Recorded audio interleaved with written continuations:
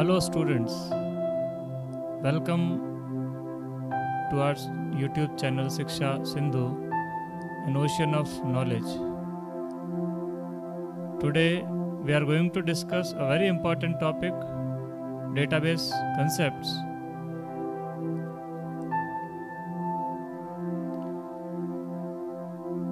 Students, ये बहुत important topic है DBMS concept या डेटाबेस कंसेप्ट्स।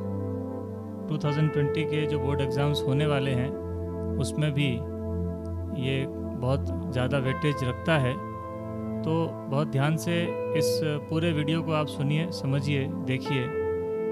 चलिए स्टार्ट करते हैं। सबसे पहले हम डिस्कस करें व्हाट इज़ डेटा, क्योंकि डेटाबेस को समझने से पहले क्या है डेटा। अगर हम सिंपल डेफिनेशन की बात करें तो data is raw facts and figures that can be processed to provide information. बहुत सिंपल डेफिनेशन है, इसको हम समझ सकते हैं कि data is simply a raw fact that means anything which is going to produce information. चाहे कोई भी ऐसी चीज़, कोई भी ऐसा तथ्य जिससे हमको कोई सूचना, कोई इन्फॉर्मेशन, कोई जानकारी मिलेगी, वो डेटा है। रॉ फैक्ट्स यानी जो अभी तक प्रोसेस नहीं हुआ है वो रॉ है। और रॉ फैक्ट्स, जैसे सिंपल एग्जांपल हम लेते हैं, अगर हम कहते हैं 5, तो 5 एक नंबर है, सिंपल एक नंबर है जिसका कोई मीनिंग नहीं है। लेकिन अगर हम ये कह दें कि घड़ी में 5 बज गए हैं, the time in the clock is 5, तो उसका एक मीनिंग निकल जाता है। ऐसे ही अगर हम कह दें age of the boy is 5 years, तो उसका एक मीनिंग निकलता है कि उस बच्चे की एज, उस लड़के की एज 5 साल है। That means 5 has a meaning. 5 का एक मीनिंग निकला, एक मतलब निकला। तो जब तक वो 5 सिर्फ एक नंबर है, it is a raw fact, it is a raw figure. But जैसे ही हमने उसको प्रोसेस किया, वो इंफॉर्मेशन में तब्दील हो गया, तो data is just a raw fact और अ फिगर जिसको कि प्रोसेस करना बाकी है। जैसे किसी भी स्कूल में अगर हम बात करें तो सबसे इम्पोर्टेंट क्या है, उसमें पढ़ने वाले जो स्टूडेंट्स हैं उनकी डिटेल्स, उनके किसी भी स्टूडेंट का रोल नंबर, उसका फादर नेम, उसका मदर नेम, स्टूडेंट का name, date of birth, address, ये सब क्या है, एक स्टूडेंट की इन्फॉर्मेशन है। तो ये एक स्कूल के लिए बहुत इम्पॉर्टेंट है, क्योंकि इसी डेटा के ऊपर बहुत सारी इन्फॉर्मेशंस निकाली जाएगी, इसी डेटा को प्रोसेस किया जाएगा, कई तरह की रिपोर्ट्स निकलेंगी। ऐसे ही अगर एक दूसरा एग्जांपल हम लें तो किसी भी हॉस्पिटल के लिए पेशेंट्स के डिटेल्स इसी तरीके से बहुत इम्पॉर्टेंट हैं। जैसे अभी हमने स्टूडेंट्स के डिटेल की बात की, ऐसा ही एग्जांपल हम कहें कि किसी भी स्कूल में अगर हमारे पास में स्टूडेंट्स के मार्क्स हैं, तो उस स्टूडेंट के मार्क्स को यूज़ करके हम क्लास में या पूरे स्कूल में जो टॉपर स्टूडेंट्स हैं उनकी लिस्ट को निकाल सकते हैं, क्रिएट कर सकते हैं। कंप्यूटर ऑटोमेटिकली आपको फाइंड आउट करके दे देगा कि कौन कौन टॉपर्स हैं, तो उनकी एक लिस्ट आपको मिल जाएगी। तो ये कब होगा, जब हमारे पास में स्टूडेंट्स का मार्क्स का डेटा होगा, स्टूडेंट के मार्क्स होंगे हमारे पास। तो data is very much important to generate information, to create information. आगे चलते हैं स्टूडेंट्स। डेटा बेस में डेटा की हायरार्की क्या है, यानी कि डेटा कहाँ से चलता है और कहाँ तक जाता है, छोटे से बड़ा हायरार्की जो है उसकी क्या है। तो सबसे छोटा जो एक यूनिट है डेटा का वो है बिट। अभी हम आगे वाली स्लाइड में इसको डिस्कस करेंगे। तो सबसे छोटा जो यूनिट है that is a bit. Bit से आगे जब हम बिट से बड़ा जो है फील्ड, यानी कि कुछ बिट्स को मिलाकर एक डेटा बनता है जो किसी भी फील्ड में स्टोर किया जाता है। बहुत सारे फील्ड्स मिलाकर एक रिकॉर्ड बनता है, बहुत सारे रिकॉर्ड्स को मिलाकर एक फाइल या टेबल कहते हैं बनती है। और फाइल या टेबल को मिलाकर, बहुत सारी फाइल्स या टेबल्स को मिलाकर डेटाबेस बनती है। तो ये एक हायरार्की है, bit, field, record, file and database. Moving ahead, हम एक एक करके इसका मीनिंग भी समझते हैं।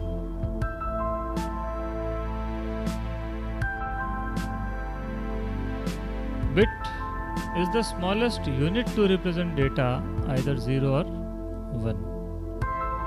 Bit का मतलब है binary digit.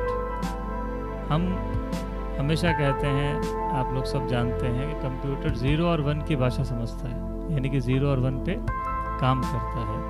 And each every 0 and 1 जो है वो क्या कहलाता है, एक बिट कहलाता है, बाइनरी डिजिट। तो ये सबसे छोटी यूनिट है जिसमें डेटा को कंप्यूटर के अंदर दर्शाया जाता है, रिप्रेजेंट किया जाता है, स्टोर किया जाता है। बिट के बाद आ जाता है फील्ड। फील्ड का मतलब ये हुआ कि किसी इंफॉर्मेशन का जो एक रूप है, यानी एक स्टूडेंट की जैसे हम बात करते हैं, तो एक स्टूडेंट के अंदर उसकी जब डिटेल्स हम लेंगे तो उसमें रोल नंबर, उसका नाम, उसका फादर के नाम, ये सब चीज़ें उसमें हमें एंटर करनी होगी, तभी हम उस स्टूडेंट के बारे में पूरी जानकारी रख पाएंगे।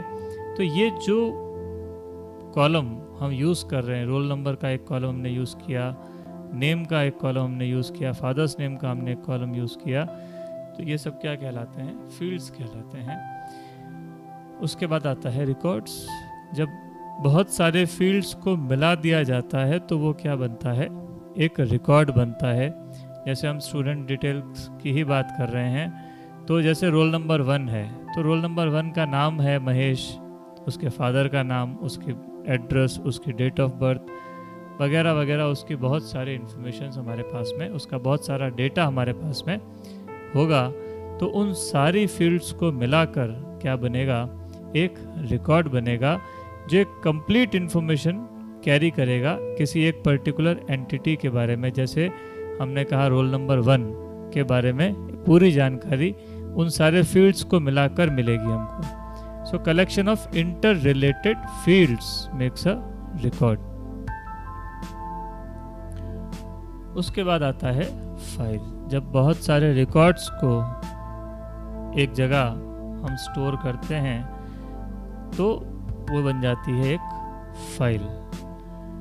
Collection of inter related records, इसको हम डेटाबेस या डीबीएमएस की भाषा में टेबल भी कहते हैं। लास्ट में जो सबसे बाद में जो आता है या सबसे बड़ा जो है वो है डेटाबेस, यानी बहुत सारी फाइल्स को मिलाकर, बहुत सारी टेबल्स को मिलाकर एक बनती है डेटाबेस। जैसे एक स्कूल की डेटाबेस है, तो स्कूल की एक डेटाबेस के अंदर फीस की टेबल होगी, रिजल्ट की एक टेबल होगी, स्टूडेंट्स की एक टेबल होगी, टीचर्स के रिकॉर्ड्स की एक टेबल होगी। ऐसे ही कई सारी टेबल्स हो सकती हैं, उन टेबल्स को हम फाइल कहेंगे। तो उन सारी फाइल्स को, उन सारी टेबल्स को मिलाकर एक डेटाबेस बनेगी। आगे चलते हैं, हम बात कर रहे हैं कंप्यूटर में डेटा को स्टोर कैसे किया जाए। तो इसके दो तरीके हैं। पहला तरीका है हमारा पास डेटा फाइल और दूसरा तरीका है हमारे पास डेटा बेस। अब डेटा फाइल जो है आजकल हम यूज़ नहीं करते हैं या बहुत कम इसका यूज़ हो गया है, बिकॉज ये एक ट्रेडिशनल अप्रोच है, पुरानी अप्रोच है, जिसमें कई सारी प्रॉब्लम्स हैं, एनोमलीज हैं और बहुत ज़्यादा ऑर्गेनाइज्ड नहीं है। इस वजह से इसको ज़्यादा यूज़ नहीं किया जाता। हम जो पढ़ने जा रहे हैं या हम जिसकी बात कर रहे हैं वो है डेटाबेस। तो डेटाबेस एक मॉडर्न अप्रोच है और बहुत ही वेल ऑर्गेनाइज्ड एक जो है कंसेप्ट है, जिसके अंदर डेटा को बहुत अच्छे तरीके से स्टोर किया जा सकता है। अगर हम बात करें डेटा फाइल की, तो उसमें क्या क्या कमियां हैं, हम क्यों उसको यूज़ नहीं कर रहे अब, कि डेटा फाइल में डेटा का डुप्लीकेशन होता है, डेटा की इंटीग्रेशन, उसकी करेक्टनेस और उसकी डेटा डिपेंडेंस जो है और डेटा सिक्योरिटी, ये सारी एनोमलीज या ये सारे डिसएडवांटेजेस एक डेटा फाइल के साथ होते हैं, इसलिए उसका ही सुधरा हुआ रूप आप कह सकते हो डेटाबेस है। अब हम बात करते हैं डेटाबेस क्या है और डीबीएमएस क्या है। तो डेटाबेस एक ऐसा प्लेटफॉर्म है, एक ऐसी जगह, एक ऐसी प्लेस जहाँ पर आप डेटा को ऑर्गेनाइज कर सकते हो। अगर हम इसकी डेफिनेशन की बात करें तो a database is an organised collection of data. In other words, a database is used as a method of storing, managing and retrieving information. Database data को ऑर्गेनाइज करने का एक ज़रिया है। उसको स्टोर कर सकते हैं, डेटा को मैनिपुलेट कर सकते हैं यानी कि उसको मैनेज कर सकते हैं, और जब चाहें हम उस डेटा को यूज़ कर सकते हैं, उसको एक्सेस भी कर सकते हैं। तो ये हुई डेटाबेस। अब हम बात करते हैं डीबीएमएस यानी कि डेटाबेस मैनेजमेंट सिस्टम की। तो सिंपल यहाँ पर एक बात आ गई, हम समझ सकते हैं डेटाबेस मैनेजमेंट सिस्टम यानी कि ऐसा सिस्टम जो डेटाबेस को मैनेज करे, उसको ऑर्गेनाइज करे, डेटाबेस के अंदर जो ऑपरेशंस हमें करने हैं उसकी सुविधा हमें दे। सो डेफिनेशन के रूप में हम क्या कहें, DBMS is a software or a set of program used to store, organize, retrieve and manipulate data in a database effectively. तो DBMS एक सॉफ्टवेयर है जो क्या करेगा, हमें फैसिलिटी प्रोवाइड करेगा डेटा को स्टोर करने के लिए, उसको ऑर्गेनाइज करने के लिए, डेटा को एक्सेस करने के लिए, और उसके साथ अलग अलग तरह की प्रोसेसिंग करने की फैसिलिटी भी एक DBMS हमें देता है। Hope it is clear to all of you. Now moving ahead, what are the advantages of DBMS? क्या फ़ायदे हैं DBMS को यूज़ करने के? तो DBMS सबसे पहले डेटा रिडंडेंसी को कम करता है। रिडंडेंसी का मतलब है डेटा का डुप्लीकेशन। बार बार एक ही चीज़ रिपीट होती है तो उससे हमारे कंप्यूटर की स्टोरेज पे फ़र्क पड़ जाता है, प्रोसेसिंग पावर पे फ़र्क पड़ जाता है, एंड उसी को हम कहेंगे cost of data storage. So duplication of data is significantly controlled to reduce cost. किसी भी डीबीएमएस में ये कोशिश की जाती है कि वहाँ पे डुप्लीकेशन कम से कम हो। तो डेटा का जब डुप्लीकेशन नहीं होगा तो कई सारी प्रॉब्लम्स ख़त्म हो जाएंगी। डेटा के अपडेशन से रिलेटेड कुछ प्रॉब्लम्स हैं वो ख़त्म हो जाएंगी। डेटा के स्टोरेज को लेकर जो उसकी कॉस्ट बढ़ती है वो कम हो जाएगी। दूसरा advantage, program and file consistency. That means data जो स्टोर्ड है हमारे पास फाइल्स के रूप में, इसके साथ साथ प्रोग्राम्स जो हम बनाते हैं उस डेटा को एक्सेस करने के लिए, उनको इस तरीके से स्टैंडर्डाइज किया जाता है ताकि उनको मल्टीपल प्लेटफॉर्म्स पर, अलग अलग जगहों पर उनको यूज़ किया जा सके without any difficulty. Next is data sharing. तो डेटा शेयरिंग का मतलब क्या? शेयरिंग आप समझते हैं एक दूसरे के साथ शेयर करना। डेटा जो है, क्योंकि हमारे पास मल्टीपल यूज़र्स होते हैं, एक सिस्टम को, अगर हम किसी ऑर्गेनाइजेशन की बात करें तो वहाँ बहुत सारे यूज़र्स होंगे जो डेटा को यूज़ करना चाहते हैं एक साथ। तो डीबीएमएस एक ऐसी फैसिलिटी प्रोवाइड करवाता है कि हम डेटा को बहुत सारे लोगों के साथ एक साथ शेयर कर सकते हैं, बहुत सारे लोगों को एक साथ भेज सकते हैं डेटा को। तो data sharing is an important advantage. उसके बाद सबसे इम्पॉर्टेंट डेटा सिक्योरिटी भी है। डेटा सिक्योरिटी का मतलब हम गलत तरीके से डेटा को कोई अगर एक्सेस करना चाहता है तो उसको रोकें, वो है डेटा सिक्योरिटी। गलत हाथों में हमारा डेटा नहीं जाए, हमारा डेटा किसी ऐसे पर्सन के पास जो ऑथोराइज नहीं है उसको यूज़ करने के लिए, उसके पास नहीं जाए, ऐसी सिक्योरिटी मेजर्स जो है एक अच्छा डेटाबेस लगाता है, रखता है। हम उसके लिए पासवर्ड्स दे सकते हैं और दूसरे कई सारे ऐसे मेथड्स हैं जो हम उसमें यूज़ कर सकते हैं। इसके अलावा डेटा इंटीग्रिटी, डेटा इंटीग्रिटी का मतलब यहाँ पर है करेक्टनेस से भी आप इसको समझ सकते हैं कि अगर हमने एक जगह पर कोई चेंजेस कर दिए हैं तो वो सभी जगहों पर रिफ्लेक्ट होने चाहिए, दिखने चाहिए, पता चलना चाहिए कि यहाँ कोई चेंजेस हुए हैं।